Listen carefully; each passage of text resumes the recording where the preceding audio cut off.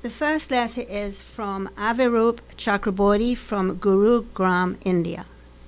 I'm immensely impacted by the line in the Ashtavakra Gita, Yatha prakasayati aiko dehamanam tata jagit.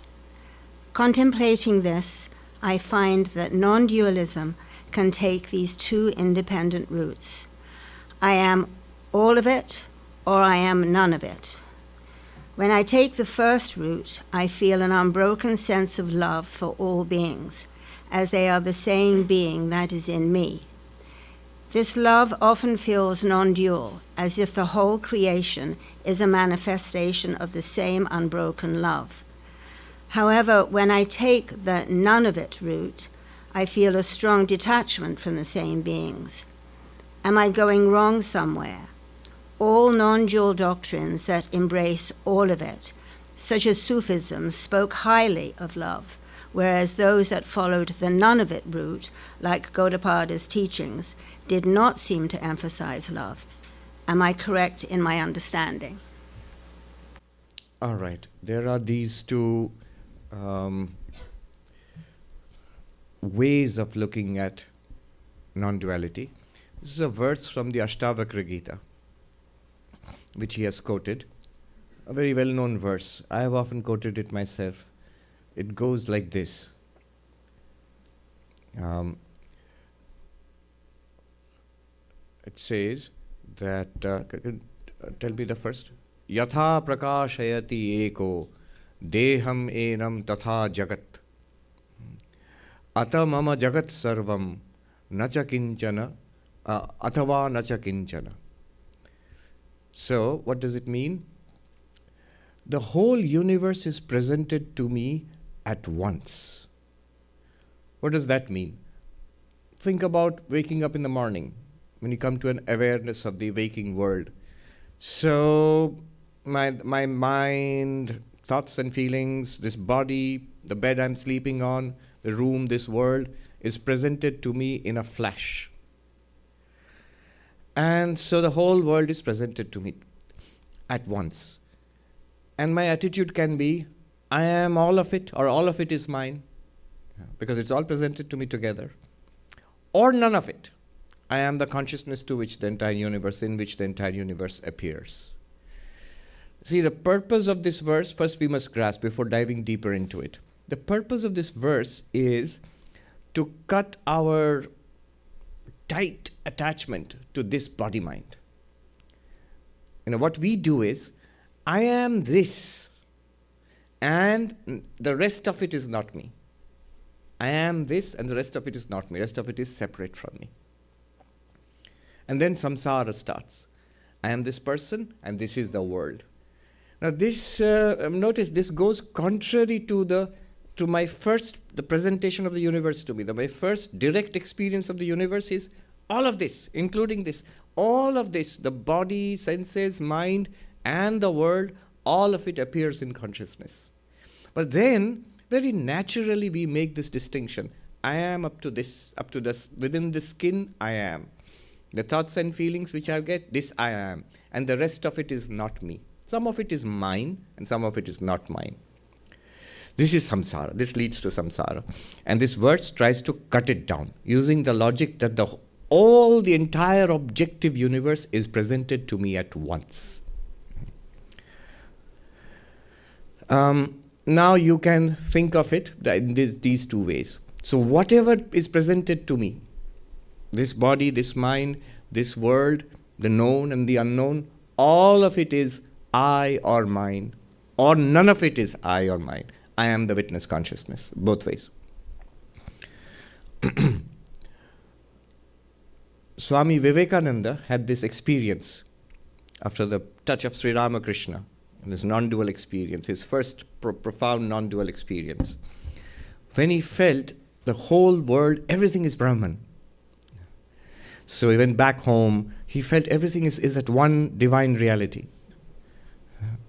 And sometimes all the food would seem to him to be the same. That means he's seeing the food, he's eating the food, he can see himself also, experience himself, and yet it all seems absolutely one reality. And And then he said it shifted a little afterwards. After a day or two, it shifted. What was the shift? It now appeared that the whole of this was like a dream. So I am that one consciousness, that Brahman, and this entire universe is dream-like in me. Now you see the two. In one, there is one limitless existence which I am. In the next one, I am that limitless existence, but in that, this whole thing is like presented like a dream. Let us understand this a little more. We'll dive a little more into this. A classic example from Vedanta. It is the snake and the rope, but a little extended example, which you actually find used in texts. So, think that there is a rope somewhere in the semi-darkness, and somebody comes and sees.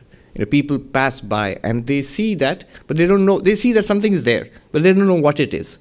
Somebody said, "Oh, there's a snake there. Be careful." Another person said, "No, there is a garland, flower garland. Somebody has thrown it away from the temple." A third person said, "No, it's a crack. The ground is very dry, so there's a crack in the ground." Now the person, all the time it's just the rope. It's not a snake, it's not a garland, it's not a crack in the ground. Now the wise person who knows this, who wants to tell them what it is, can do so in two ways. Can say, it's not a snake, it's not a garland, it's not a crack in the ground. It's a rope. Or can say, the rope and the crack in the ground and the snake are one and the same. Not the rope, sorry. The garland, the crack in the ground, and the snake are one and the same. It's a rope. You can say they are all the same thing, that rope. Or you can say none of them exist. It's a rope. Both mean the same thing. In both ways you can approach the same thing. So this is the example used in Vedanta. The question might be, why go through all this? Why don't you just say it's a rope? You can't. Because none of those people who went by it earlier, those three people, none of them saw it as a rope. They saw it as a garland or a snake or a crack in the ground. And if you say it's a rope, they'll start looking for a rope somewhere else. The rope is right there. It's an error which has to be corrected. Now you can correct it by neti, denying it. What you saw, that's not it. There's something else there. Denying it. It's not a snake. It's not a garland. It's not a crack in the ground. It's a rope. Or you can affirm it. You can say whatever you saw, all of that is actually one reality, which is the rope. Then you'll have to look for the underlying reality, which is the ground of that snake and the garland and the crack in the ground. Or you can deny the appearance and see the reality. So both ways, this verse, that's what this verse is talking about. There's a great importance of this. Now he talks about love. When you see this whole universe as Brahman, I am Brahman. After that, what happens is, the universe still appears. And when the universe is appearing, this body, this personality also will appear. And you, as the enlightened person, through this personality, you will be looking at this universe, which is, you see it as, that it is nothing but you. And then the feeling of love will arise. So oneness, this metaphysical or ontological oneness, will be experienced by the enlightened one as an all-encompassing love. All the distinctions will be appearances. Underlying it will be one reality, and you are that one reality. So the whole thing is one with you. You feel one with the entire universe. Or the whole universe feels one with you. And so it will be expressed as love. It will be felt as love and expressed as love. And expressed as service, as worship. Now we can understand Sri Ramakrishna's Shiva Jnana Jiva Seva. To worship Shiva in all sentient beings. How do you worship? Through service. To be of some good to others. Swami Ranganathanji would say that when you close your eyes in meditation, you feel peace. Are you feeling peace in meditation? And when you open your eyes, are you growing in love? So it is expressed in service towards all beings, and you feel peace within. Then you're growing in spirituality. It's very good markers.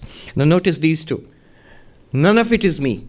You dismiss all of it, remain centered in one limitless self, the pure consciousness. Then that is what Ranganathanji calls peace within.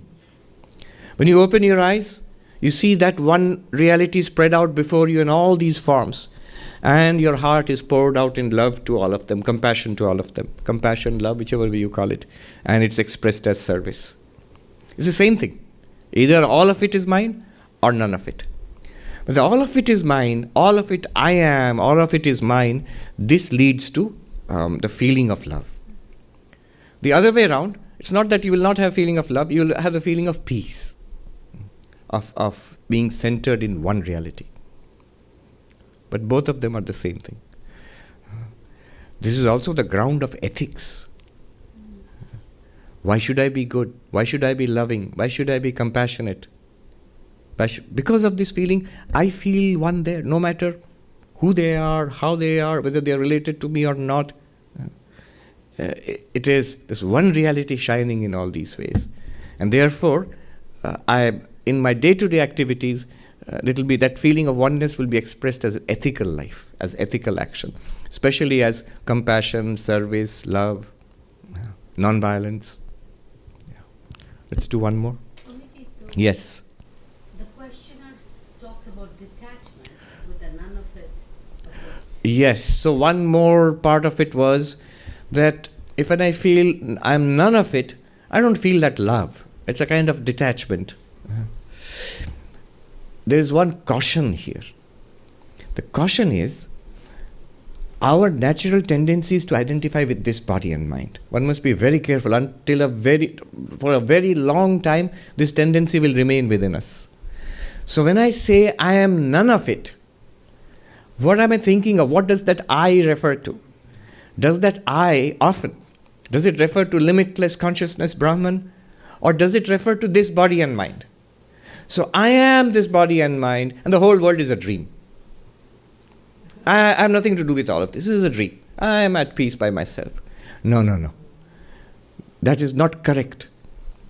If I am this body and mind, then there is a material universe existing in front of me. You can't deny that. So, then that kind of thinking will lead to alienation, to unhappiness. Can I think that way, that I am peaceful by myself, the whole world is a dream, let me forget about it? It won't let you forget.